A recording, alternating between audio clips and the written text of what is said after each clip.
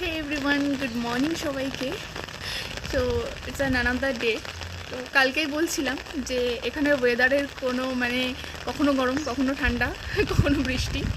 ঠান্ডাটা বলতে সেভাবে নয়, তবে একটু বেশি ঠান্ডা পড়লে যেটা হয় সেটা হচ্ছে বৃষ্টি শুরু হয়ে যায়। আর ঠিক সেটাই হয়েছে, একটু ঠান্ডা পড়েছে আর আজকে সকাল থেকে বৃষ্টি। এই যে ভোরবেলা থেকে বৃষ্টি শুরু হয়েছে আর থামার নামই করছে না। মোটামুটি এটা হয়তো 2-3 দিন ধরে চলবে এভাবেই বৃষ্টিটা, কারণ এখানে শীতকাল আসলেই বৃষ্টি শুরু হয়ে যায়। আর এটাই হচ্ছে এখানকার শীতেতে বৃষ্টি, সারা শীত বৃষ্টি। আর এই ওয়েদারে এভরি উইকেন্ডেই এটা হচ্ছে।